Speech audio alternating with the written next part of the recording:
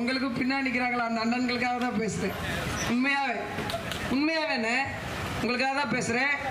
இது மக்கள் இங்கே பெருசாக யாரும் இல்லை பாருங்க.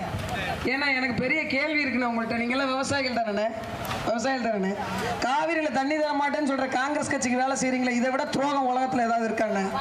உங்கள் பிள்ளைங்க வயிற்றுல நீங்களே அடிக்கிறீங்களா? இது நியாயமாண்ணே? சொல்லுங்கள். ஏண்ணே இந்த மண்ணுக்கு மீத்தேனை கொண்டு வந்தது யாருன்னு? ஹைட்ரோ கார்பனை கொண்டு வந்தது யாருன்னு நீங்க கை தட்டுறீங்களா? அடுத்து இப்போ உங்களுக்கு சொல்லவா? என்னன்னா இது ஊழல் லஞ்சம் இது எல்லாத்தையும் மண்ணில் பரவ விட்டது யாருன்னு? இந்த ரெண்டு கட்சிகளும் தானே. போராடிய மக்களை, அதுவும் தாமிர ஆலை நடத்துறான்னு சொல்லிட்டு ஒரு தனியார் நிறுவனத்தை எதிர்த்து போராடிய மக்களை சுட்டு கொன்றது அதிமுக. நீங்களாம் போய் நிற்கலாமாண்ணே?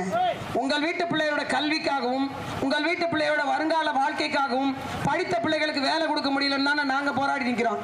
இன்னும் சொல்ல போனால் உங்க கட்சிக்காரருக்கு உழைக்கிறீங்கல்ல, உங்க வீட்டு பிள்ளைக்கு காசு கொடுக்காம ஒரு வேலை வாங்கிட்டாங்க, நான் நாளைக்கே திமுக வர்றேன். பணம் கொடுக்காம நீங்க வேலை வாங்கிட்டு வாங்க. அப்புறம் என்னென்ன கட்சி? நீங்க அண்ணா காலத்து திமுகலாம் இப்ப கிடையாது. இப்போ உங்க வீட்டு நீங்க இருக்கிறீங்க, உங்க பிள்ளைக்கு ஒரு சீட்டு கொடுத்துருவாங்களா? கொடுக்க மாட்டாங்க. ஆனா உதயநிதியினுடைய மகனுக்கு அடுத்த வாய்ப்பு வரும். நீங்க ஸ்டாலின் அவர்களுக்கு மாலை போட்டது பிரச்சனை இல்லை. சரி, உதயநிதி ஸ்டாலின் அவர்களுக்கு மாலை போடுறதுல கூட பிரச்சனை இல்லை. இன்ப நிதி வரைக்கும் இறங்கிட்டீங்களே. இந்த மண்ணுக்கு மீத்தேன் திட்டத்தை கொண்டு வந்தது காங்கிரஸ், ஜிஎஸ்டியை கொண்டு வந்தது காங்கிரஸ், இந்த மண்ணை நாசமாக்கியது காங்கிரஸ். அதுக்கு கூடவே நின்று வேலை பார்த்ததுல பாரதிய ஜனதா கட்சி, அதிமுக. யார் இந்த மண்ணுக்கு சரியானவர்கள்?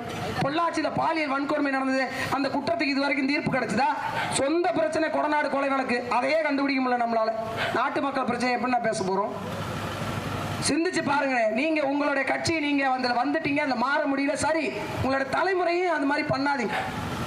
கட்சியில இருந்து ஒரு பெரிய பதவி கிடைச்சா என்ன செய்யறாங்க உங்க கட்சிக்காரங்க? சொல்லுங்க. மக்களுக்கு என்ன பண்றாங்க? ஒரு மணல் குவாரி நடத்துவீங்க, ஒரு 2-3 ஜேசிபி வச்சுப்பீங்க, 3வது ரோடு கான்ட்ராக்ட் போடுவீங்க. இதை தவிர லாரி வச்சுப்பீங்க, மண் அள்ளியாந்து விற்பீங்க. நாளைக்கு மண் இல்லைன்னா நீர் எப்படின்னா சுரக்கும்? மழை இல்லைன்னா மழை எப்படி வரும்? இது எல்லாத்துக்கும் சேர்த்து போராட்டத்துக்கு எங்களை நேர்ந்து விட்டுருக்காங்க. வெறும் பதவிக்காக, பணத்துக்காக நீங்கள் செய்கின்ற வேலை நாளைய தலைமுறை என்ன